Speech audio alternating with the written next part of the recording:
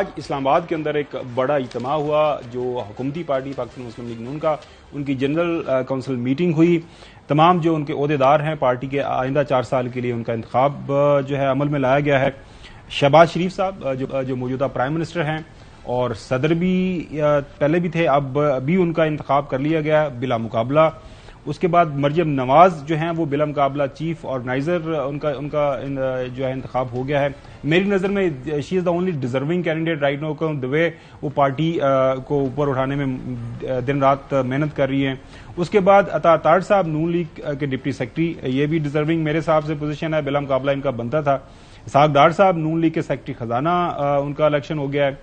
اور چوہدری صاحب اگر آپ کو میری آواز ٹھیک آ پا رہی ہے، شاہد خاقان عباسی صاحب کو کوئی پوزیشن نہیں ملی. آج جو نئے عہدیدار آئندہ 4 سال کے لیے جن کا الیکشن ہوا ہے، باقی جو میں نے آپ کو بتائے ہیں تمام تر جو یہ الیکشن ہے یہ وداؤٹ اینی مقابلہ، بلا جو ہے مقابلہ ان کا الیکشن ہو گیا ہے، ان کا انتخاب ہو گیا ہے. کیا کہیں گے؟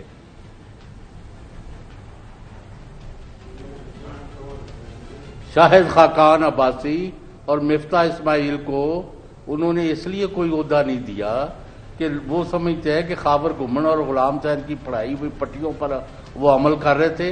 ان کو ہر دفعہ طرف اندھیرا نظر آ رہا ہے، تباہی بربادی نظر آ رہی ہے، اکانومی تباہ ہو رہی ہے، عوام تباہ ہو گئے ہیں، لوٹ مار کا بازار گرم ہے، اپوزیشن کے ساتھ میل ٹریٹمنٹ ہو رہا ہے. And there is nothing going right in this country and we can not be party to the crime being committed by P D M government. اس صورتحال دے وچ مریم صاحبہ انجوائے کرن، شہباز شریف صاحب کرن، عطا تارڑ بڑا ٹاپ رینک بہت بڑا لیڈر ہے، وہ پارٹی نو اتنے لے کے جائے گا. اسی جڑا نا سانو معافی دیو، اسی گھر بیٹھے ہیں. So they have practically parted ways اور company with P M L N. اچھا چوہدری صاحب، آج اس جو ہے وہاں پہ جو ایونٹ ہوا اس دوران جو ہے شہباز شریف صاحب نے بھی اور مریم نواز صاحبہ نے بھی بہت زیادہ تعریفیں کی اسحاق ڈار صاحب کی کہ وہ اکانومی کو جن حالات کے اندر ان کو ملی اور چلا رہے ہیں، موجودہ جو چیلنجز ہیں معاشی، وہ بالکل تعریف کے قابل ہیں. اور اگر کوئی بھی پارٹی کی پالیسی کے ساتھ اور پارٹی کی یہ جو ہمارا گورننس ہم کر رہے ہیں اس کے ساتھ متفق نہیں ہے تو وہ اپنا جو رستہ لے سکتا ہے، آور وے یا ہائی وے. ہاں، اس کو پارٹی میں رہنے کی کوئی ضرورت نہیں ہے.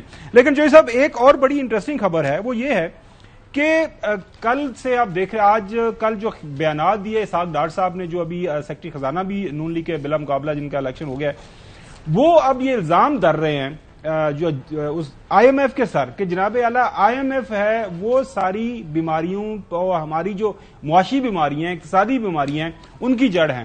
جنگ اخبار کا اگر آپ تراشا دیکھیں، ان کی مین لیڈ دیوالیے کے لیے عالمی سیاست، یہ جناب اعلیٰ بات کر رہے ہیں. مخالف بیرونی قوتیں چاہتی ہیں کہ پاکستان سری لنکا بن جائے اور پھر آئی ایم ایف کے ساتھ مذاکرات کرے، یہ آپ دیکھ لیں. اس کے بعد دنیا اخبار میں آئی ایم ایف چاہتا ہے پاکستان سری لنکا بنے پھر مذاکرات کریں گے. یہ آئی ایم ایف کے اوپر ڈائریکٹ جو ہے میرے حساب سے تو حملہ کہہ لیں، جو بھی آپ اس کو کہہ سکتے ہیں. اس کے بعد ڈان کی خبر بھی ہے، Dar blames geopolitics for stalled I M F loan. اس کے بعد یہ جو ساری پرابلم ہو رہی ہے آئی ایم ایف کے ساتھ، جو آپ کی لڑائی ہو رہی ہے، اس کی وجہ سے روپیہ نیچے گر گیا ہے. سوال اس کے اوپر ناظرین یہ اٹھایا جا رہا ہے اور ہم بھی اٹھا رہے ہیں اپنے پروگرام کے توسط سے، جیو پالیٹکس اگر ہو رہی ہے تو محترم اسحاق ڈار صاحب کو پاکستان کی عوام کو بتانا چاہیے. پاکستان جو ہے، پاکستان کا ایوان موجود ہے جو بھی ٹوٹا پھوٹا تھوڑا بہت، اس میں جا کے بتانا چاہیے کہ جیو پالیٹکس کا بیک گراؤنڈ کیا ہے، آئی ایم ایف کیوں جیو پالیٹکس کر رہا ہے. آئی ایم ایف تو یہ کہہ رہا ہے کہ بھیا آپ نے ہم سے پیسے لینے ہیں، پیسے جن شرائط پہ لینے ہیں یہ ہماری شرائط ہے، اس کے اوپر ہم آپ کو پیسے دیں گے، آپ کو اصلاحات کرنی پڑیں گی، آپ وہ اصلاحات نہیں کر پا رہے. اسی طرح چوہدری صاحب موڈیز کی جو لیٹسٹ اسیسمنٹ آئی ہے پاکستان کے حوالے سے، وہ بھی آپ کے گوش گزار کرتے ہیں، ناظرین کو بھی وہ دکھاتے بھی ہیں، پڑھاتے بھی ہیں. موڈیز نے پاکستان سے متعلق اپنی تازہ ترین رپورٹ میں کہا ہے کہ آمدنی بڑھانے والے نئے اہم اقدامات کی کمی کے نظر حکومت کے محصولات کے تخمینے بنیادی طور پر اس مفروضے پر انحصار کرتے ہیں کہ جی ڈی پی گروتھ زیادہ ہوگی اور محصولات میں اضافے کو سپورٹ کرے گی. لیکن حالیہ تناظر میں ہمیں اس مفروضے سے جڑے تنزلی کے بڑے خطرات نظر آ رہے ہیں.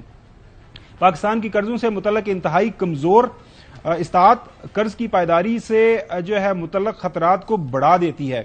नाज़रीन ये वो तमाम हकायक हैं हमारे सामने हैं।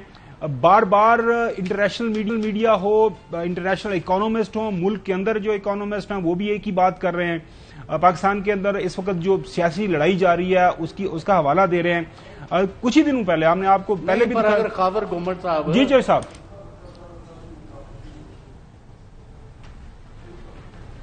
वो वजीर आजम और वजीर खजाना और उनकी टीम का ये मौक़िफ़ है कि IMF जो शराइत हमें बताता है कि जी आप ये टारगेट पूरे करें, आप इतने लोगों को टैक्स दें, इतनी सब्सिडी ख़त्म कर दें, इतनी कीमतें बढ़ा दें, ये तो लेवी जो है पेट्रोलियम प्रोडक्ट पर उसका इजाफा करें, उनको ये कर दें वो कर दें। हम लोड जो है लोगों को उनके ऊपर लाते जाते हैं, जब वो करके आते हैं तो 5-6 नहीं रख देते हैं, और वो हमें कर्जा देने में दिलचस्पी नहीं ले रहे।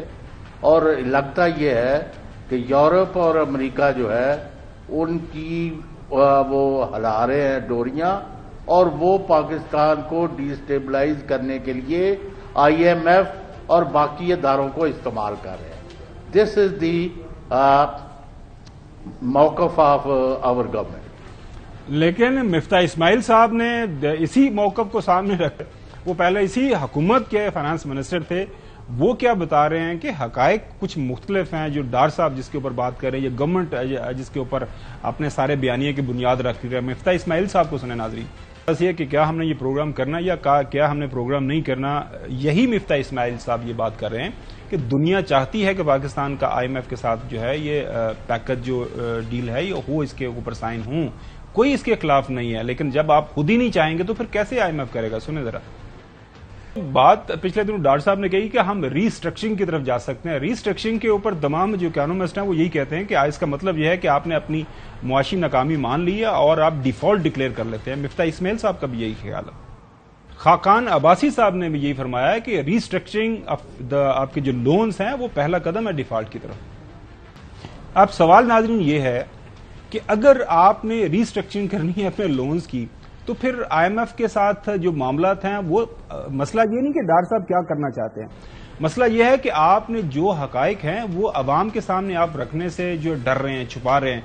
जब सारे पाकिस्तान के जो मुआशी माहिरीन हैं वो यही बात कर रहे हैं कि आपने ये जो बजट बनाया जो सब गलत बनाया है, ये कोई जो है थोड़ी बहुत भी कारनामा होता कीता होता मैंने दसते हो ने कारनामा तो यही किया ना। आज अगर आप वो तकारीर सुन लें जो आज जनरल कौंसिल की मीटिंग में नून लीग के रहनुमाओं ने, मरियम साहिबा ने, शहबाज शरीफ साहब ने उनकी तारीफें की हैं कि जो डार साहब के खिलाफ बोलेगा वो पार्टी में रहना चाहता है, उसकी मर्जी, हम उसको वेलकम नहीं करेंगे।